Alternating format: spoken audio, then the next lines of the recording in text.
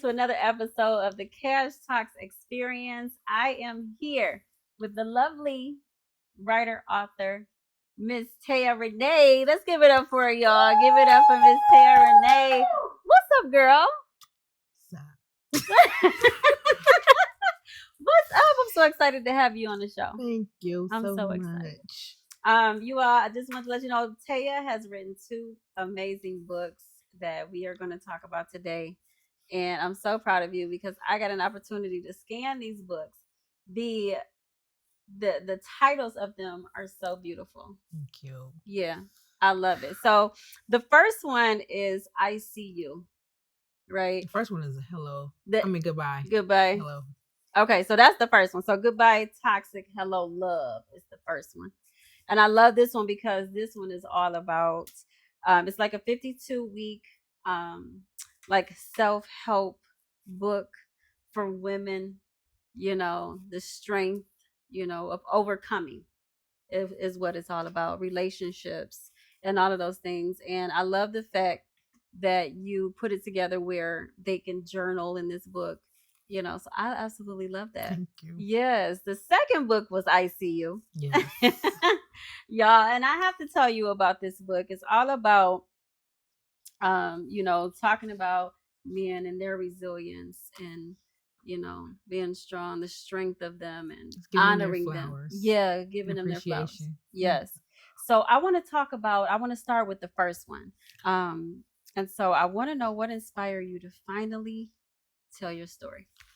What finally inspired me it was more so just finally let go, stop being scared. It was more so it's only so much you can take as far as like people. Well, let me start this. My best friend will say, "Girl, I need some advice," or "Girl, I need some advice." All my friends ask me for advice. Yeah, they'd be like, "Why don't you just do a podcast or something, or self-help? You'll be so good at it." I'm like, I'd rather do it for free. It's fine. I don't care. So it was like one of those moments. You know what? Then when I was 15, I used to journal write. Okay. So journal writing, it was more so just for me because it was therapy, to let things out. And people say you're supposed to just, write and get things out. And it was, and I didn't want to. It was supposed to be burn my books after I got finished. I'm like, no, I want to keep my books because it might do something, or I might look back at it later, or anything like that. Yeah. So it was more so me writing and it helped. It was outlet for me to be angry instead of screaming in the pillow or punching somebody. It was right. And then when you go through things and you want to say things to somebody that you really can't say, you write it down, because me and my mouth, there's no filter. So I'd rather write it down. And that's basically what happened. I just write. When I'm angry, I write. When I'm happy, I write. Yeah. When I want to just cry and scream, I write. Yeah. So writing was my outlet. Yeah. And it showed in these books. So I want to talk about your first one, the Goodbye Toxic, Hello Love. Talk to me about that book. That book came from not even just relationships. It was a relationship with my family. And I had to let go of a lot of things that I blamed them for. That was not, I thought was my fault. I was seeking validation. I was seeking love. I was seeking just something, just give me something from my family. I wanted, it's that, what's the word I'm looking for? I was idolizing like what a family's supposed to look like. Yeah. But when I think about it, it's like, I'm kind of glad I went through what I went through with them, because if I didn't, I wouldn't be here talking to you about nothing right now. Yeah. And it was just, when you say a family can be toxic, a family is toxic. Yeah. I was that little girl who was happy. I thought that was happiness, because you was at that saying they say children should be seen and not heard. I heard that a lot when I was a kid. I did too. So trust me. So it was that, and it was like, well, stayed in my room. I was always by myself. I never had no friends, and then because when I had friends, I lost them because I looked at my grandparents raised me. Okay. And so that came from, because, oh goodness, you're trying to make me mix my lashes up. That's okay. Take your time. My mom gave me up for adoption, but it was to my grandparents. Okay. Took me in. So I was raised as my mom being my sister. It's one of those stories. Okay. When I got about 12, I found out she was my mom. Okay. So that's when I hated my family.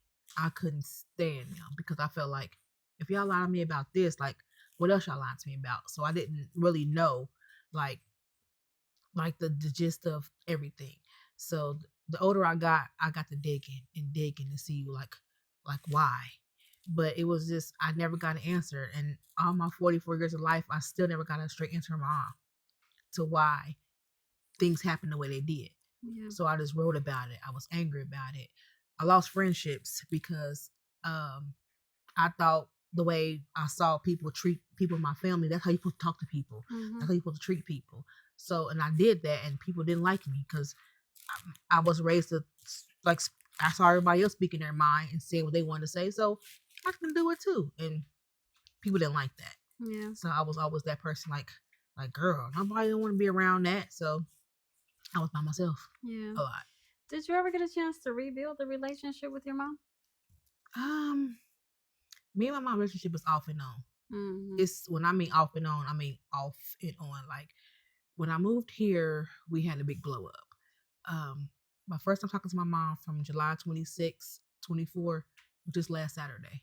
Okay. And I didn't even spoke to her. I just literally, me and my grandmother had a conversation. And she said, you need to go talk to your mom. I'm like, for what? Like for her to keep lying to me, keep lying to me, keep lying to me. You need to go talk to her. So I went over to her house and I sat there and I just stared at her. And all the questions was in my head, what I wanted to say to her, but I didn't. I just stared at her and I just hugged her. Yeah. And everything I wanted to say to her, I couldn't even say because it was like I didn't want to hurt her. There I go again, like saving people from their feelings and not worried about me. Yeah. And that's what happened. I knew this was gonna happen. That's okay. That's all right. Yeah. You are right. It's too soon for this. This was question 2. Gosh. That's okay. That's okay. You have a big heart, and there was nothing you could say in that moment. So I'm always the one throwing the towel in when it comes to me and her relationship. I throw the towel in every time. It's like whatever. Yeah. You talked a little bit about that too in your book too, about kind of being the one that kind of just let things go, let things slide. Talk to people about that. How have you dealt with that? How have you overcome that? Because with you writing the book, you really did put a lot of that in there. It was like you were telling all of that, but your strength exudes right now. So it was more so of having boundaries. Yeah. And then when I think about like family, I applied them to relationships as well. Mm-hmm. So of course, when you get relationships with people, you mimic what you think relationship's supposed to be by watching other people, seeing other people, what you saw growing up. And that wasn't it either because once again, the purpose of this book was because I was putting up with toxic situations, lying to me, accepting things because I thought that's what you're supposed to accept. Yeah. And so, but it wasn't right. But when you want to be loved, when you're seeking more validation from people, that's what you get. You get toxic situations. Yeah. And it's like, whew, it's like it was one of them things that if I look back at it, it's like people ask that question. If you could change anything in your life, I wouldn't, because I wouldn't be talking to you right now at all about nothing. I wouldn't change not one thing about my life. Yeah. Because it made me who I am today. Definitely. And you're still in that journey. So who are you before you decided to put your experience on paper? A scared person. Yeah. Bottled up, a loner, stay in the house. I still stay in the house, but that's who I was. I just didn't want to talk to nobody. I was scared of rejection. I was scared of what people would say. I was scared what my family might say, or but it's like it's my truth. It's from my point of view. Yeah. You can't get mad of how I feel, and that's where it came from. Basically, I was in a dark place, and I just got the right end to the point where I just said, forget this. I'm about to just let it out. Yeah. And people, like I said, my friends ask me for advice all the time. So it was more so just, they asked me, I can tell you all the advice, I can give you all the advice in the world, but was I applying it to my life? No. Yeah. Because I went to school for mental health because I'm trying to figure out what was wrong with me. What was wrong with me that I keep like accepting so many things. And talking to somebody, I felt like, wow, it's like I stopped going to therapy because I'm like, you know what, this ain't working either, because I'm still find myself running to the same situations or accepting the same people, friendships, relationships, all the above, to a point where I had to close myself off. Yeah. And when I closed myself off for what I wasn't going to accept no more, what I thought I deserved, when I do get what I deserve, how I'm going to handle it, and that's where my book came from. Yeah, yeah. Like I said, it's a beautiful book. What did writing these books unlock for you personally?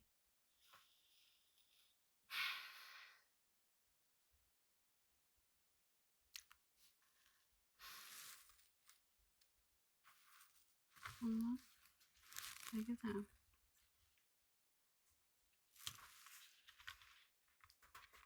Getting what I need from somebody, and to help somebody else that got the same similar story that I have.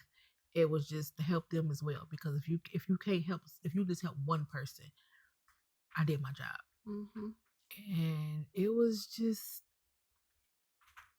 a happy moment for me that I finally let go. I finally let it out, and it was like, like I said, it came from a place where I'm not scared no more. Yeah. And that's what it was. Yeah, we had a conversation about that. You told me about that. You said, I'm ready to tell my story. And I was so proud of you to talk to me about it. I was excited to hear from you. I was so excited to hear you, talk to me about it and, tell me that. When you said you were ready, I was like, all right, let's do it. I'm ready. I just think that it's just, you have so many emotions that come about. Yeah. And you don't know like how it's gonna be perceived, or you don't know when you do right, like what's the word I'm looking for? People that's popular. I'm not a popular person.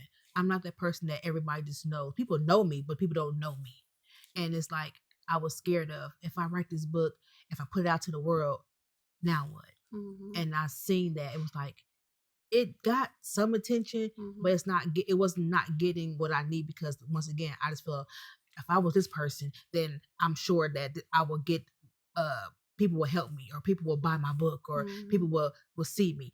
It's like, and you get the things when people say, now I know I write better than her. I know dang on well this is, but of course it's like, hey, but like I said, if I could just reach one, I did something. Definitely. And it was, yeah. I just when I wrote my book, it was this. I finally did it. I got it out there. Now what's next? Okay, nothing. Okay, I just keep writing, and I got another book I'm working on right now. So it's like, that's what it is. That's your journey, that writing, because it will help others for sure. So, what parts of your journey felt the hardest to revisit while you were writing?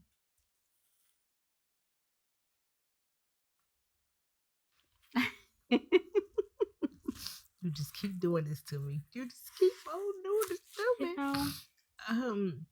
What was hard to revisit?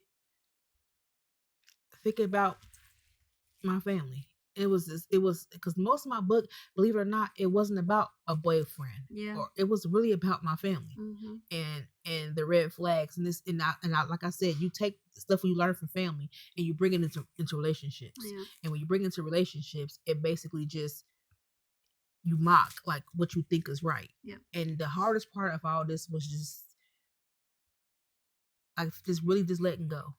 That's my main thing. It was letting go of toxicity, letting go of what was familiar, letting go and setting my boundaries. It was, what do I deserve?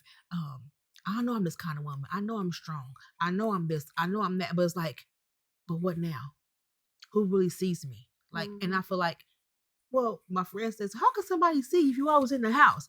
I says, I like the house. That's where my stuff is. Yeah. That's where I pay the rent at. You know, I'm going to enjoy this $1,200 rent. I'm going to enjoy this. But it's like, but you don't get out. Yeah. And so it was like, and then it was like me being single for so long, I had to really like be celibate. I had to like, no, I don't want to talk to you. Don't touch me. Don't you talk to me. Ew, get away from me. Yeah, don't talk to me. It was one of those moments. Yeah, don't talk to me. I had to, because if I didn't, it was distraction. I didn't need no distractions in my life. I needed to basically find out who I really was. Mm-hmm. And I hate that it took all these years. Yeah, I'm 44 years old, and it's like I just still haven't found that person. But I don't want to be that old lady waiting all my life. I don't know. I just didn't want to be. Yeah. But I guess if it's meant to be, it's meant to be. If it's not, it's not. Absolutely. If I just be some old cat lady, minus the cats, you're not gonna then be that's no old fine. cat lady. I'll be okay with that. Just put me in the woods, down a long driveway. And if you down this drive, what you doing over? Get off my lawn. I want to be that lady. Ain't nothing wrong with that. All right. So, what do people often misunderstand about the experiences like yours? What I've been through, I shouldn't be standing here today. If I tell my actual, like if I tell my story and sit down and talk to people about like a timeline, they have their mouths open. They just look at me like, how are you still here? Like, how are you? And I just think that, yeah, something I can say is, I have purpose, and I'm going to use it. Yeah, and I'm going to make sure that, like I said, if it's just that one person, if it's two people, somebody way in the back, people's mouth must be open. If I have to sit here and just talk, if you ask me about a timeline, we'd be here all day. Yeah, So absolutely. So I'm gonna take a moment to tell you all to like, share, and subscribe. All right, to the Cash Talk Experience. We are on YouTube, so the Cash Talks is on YouTube. You guys can like, share, and subscribe. We are gonna take a short break. We'll be right back. Welcome back, everybody, to the Cash Talks Experience. I am still here with the beautiful, lovely Taya Renee, telling her story, making her cry. It's okay though. That's what we do. You good, girl? yeah. We're gonna dive back into these questions. Everything that you have talked about, is helping me, is helping others. Because right now we've been talking all about family, and it's been a great conversation because every family has something, some type of toxicity, some type of issue, something that we need to talk about and work out, together. So I love the fact, and thank you so much for sharing with us. So I want to ask, like, what message do you want the readers to walk away with after reading your books? I said it before, just learning to let go, getting what you deserve, and manifesting like it's just one big thing for me. I have to manifest. I think that speaking life into you is just the only thing I can do. I think if you speak negative about me, you feel negative. Yeah. If I speak positive, I feel positive. Good Heisman, get away from me, don't talk to me. Yeah. It's like I just feel like just letting go and being you, no matter what. It's like just no matter what, because if you don't be you, then who can you be? Yeah. And it's like people need to understand that the power of the tongue is just so it makes you or break you. Yes. And I have to speak positive. I gotta smile every day now. If I don't smile, I don't want the little wrinkles on my forehead, first of all. But if it is that, it's just, I just think that people, lives it's life. It's supposed to. And I don't plan. I live day to day. The only thing I plan for is like stuff like this. If I'm here, or if I know I got things coming up. Other than that, I wake up every day, and whatever the day brings me, that's what I do. Yeah, I have to, because if I don't, I'm gonna run my own self crazy. Exactly. I wake up and feel like I don't feel like doing nothing. I'm just gonna chill today. We all do that. Trust me. So I want to piggyback a little bit because I want to talk about the other book, I See You. I told you, I love that title for what you're talking about in that book. And it's all about, giving the men their flowers, talking about their strength and all of that good stuff. I love that. Talk to us, other viewers and me, about that book. Well, it came from the person who raised me, which is my grandfather. Yeah. You could paint this picture about what you think a man's supposed to be, and that was him. Yes, he was. I mean, he was a man, Yeah. and he did things that you would men do. Yeah. Yes, he probably had another family somewhere. He probably was doing other stuff. He was cheap. I didn't see that. Yeah. I don't know what I'm just making up. I'm just Of saying course. what Of could course. be, what Yeah. could be. But I Absolutely. didn't see that. I saw this working hard man, this man who basically provided for his family, who took me in basically because he wasn't my grandfather, he wasn't my father. He was my father figure. He was like everything, and he basically raised me and taught me things from a man's point of view. Mm-hmm. And so when you seeking something from a man, and when I was basically dating, that's what I wanted. Mm-hmm. I wanted a blunt talking person. I wanted somebody to tell me like it is. I wanted somebody to not sugarcoat nothing from me. But I had to realize something. You ain't my daddy. It's Right. like you were supposed to be my man. Right. It's like, and it was like, so it's like that's a difference. Like, no, I didn't. I thought that's what I wanted. Yeah. That is, but that's still a man. Mm-hmm. But it's something that did to me. It was like that's what I want. But at the same time, I still want a man.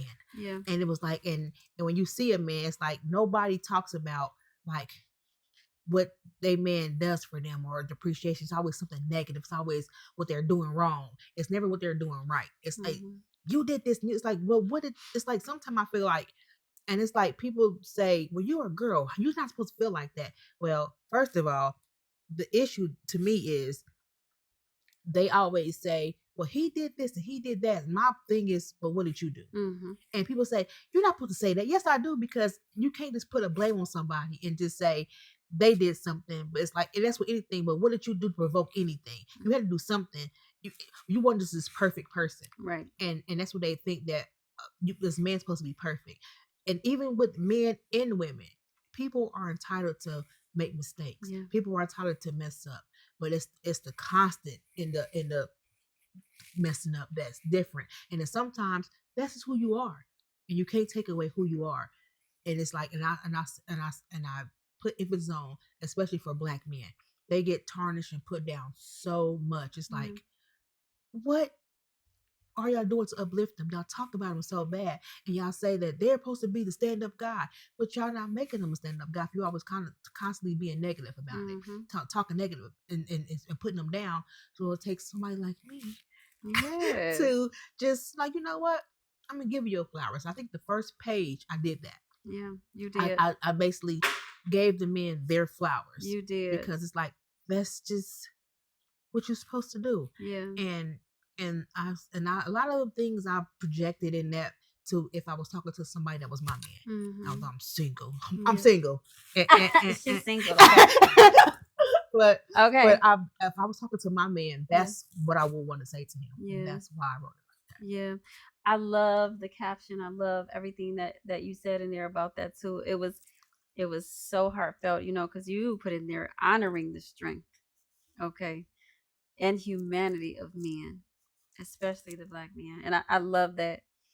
I read that over and over again, okay? Because I feel like they carry a lot already. Yeah. And that's just the skin color. Yeah. So it's like and that's just one, that's 3 strikes by itself. Exactly. What they say. So it's like when people carry so much on the outside and they gotta be talked about, tarnished, let down. It's like then you gotta come back in the inside of your own home and not get that same get no praise or get no peace. And I know what peace means now. I know peace means, okay, whatever happened in here, I'm gonna make sure you come in here. You ain't gotta worry about that. Right. I want to be a nurturer. I want to be a carer. I want to be all these things. But you don't get the opportunity because people don't appreciate it.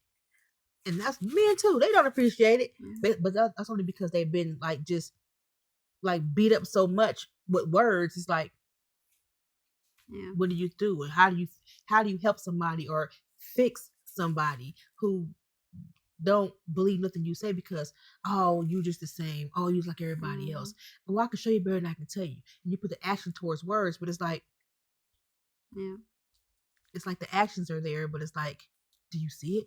I'm trying to show you. Yeah. Hey, I'm right here. But it's like they don't know how to receive. They have a hard time receiving because it's like I said. So it's not relationships. It still starts from family. Yeah, family did it. And then relationships do it. And then friendships do it. And then everybody else do it. And it's like, and then when it gets to somebody like me, and I'm trying, you don't see it, but I see it. Yeah. And I'm trying to show you that I see you for who you are. Yeah, you're not by yourself. That's hard work. So, yeah. On down to our babies and raising sons and different things I have like a that. son. Yeah, me too. So I understand. Trust me. Yeah. He's my only son. Yeah. So yeah. So no, I understand. So was there a turning point where you felt like you were reclaiming your life? Yes. Once I packed up and moved away. Yeah. I had to not look back. I couldn't, because if I would have stayed back at home, I probably wouldn't have got my books done. I probably wouldn't have been able to do the things I've been always wanted to do my whole entire life. And I'm happy I did. Yeah. Because I'm here sitting down with you right now. You are. Yeah, you are. We're so happy to have you because it's an amazing story. So, all right. All right. What are you most proud of, not in your work, but in yourself? That I finally found who I was. I finally found my voice. Yeah. I finally said, just forget it all. And I said that's my what you call that, my alma mater. Let go. Yeah. And that's just what it is. That's what I'm gonna live by. That's what I'm gonna stamp on it. That's my exclamation point. I just had to let go. Yeah. And I'm gonna stand by it. Yeah. And I'm gonna stick beside it. Yes. Absolutely. Absolutely. I love that. All right. So I want you all to go on Amazon and get Taya's books. Again, her books. Tell them where you can find them and what the name of them are. And tell them also where they can find you. I am Taya Renee. I think I'm trying to get this right because I'll be forgetting. I think it's Tay Renee. I think that was an underscore. I don't remember. I gotta look at my phone and see. Yeah, of course. Okay, let me look. Oh, we want to give them the real stuff. Let me give the real stuff. We want to give them the real stuff. You can follow Taya as well on Instagram. Yeah. So Taya Renee is her name. So you can follow her on Instagram as well. It is Tay underscore Renee underscore. There you go. Instagram. My books are on Amazon. The first one is Goodbye Toxic, Hello Love. And then the second one is I See You, The Man Behind the Crown. Yes. The Man Behind the Crown. I love that title. I love it. You guys go out there to Amazon and get that book. Get that book because it's amazing. It's a great read. Also, her book, the other one was, tell them what that one was. The Hello.